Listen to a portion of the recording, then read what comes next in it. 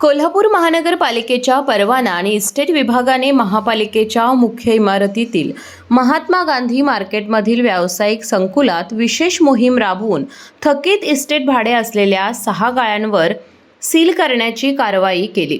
महापालिकेकडून संबंधित गाळेधारकांना यापूर्वीच थकीत भाडे भरण्याबाबत नोटीस आणि लेखी सूचना देण्यात आल्या होत्या।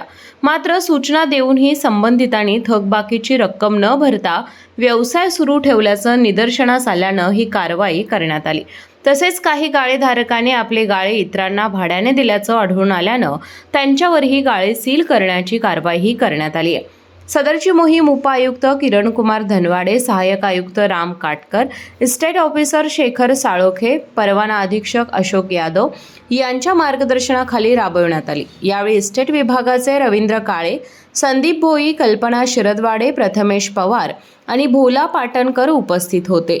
महापालिकेने यापुढेही थकबाकीदारांवर अशीच कठोर कारवाई सुरू ठेवण्याचा इशारा दिला असून आवश्यकतेनुसार दुकान गाळे सील करण्यात येणार असल्याचं स्पष्ट केलंय। महापालिकेच्या मालकीच्या दुकानांचे भाडेकरूंनी आपली थकबाकी तातडीने भरावी असं आवाहनही प्रशासनाच्या वतीनं करण्यात आलं आहे।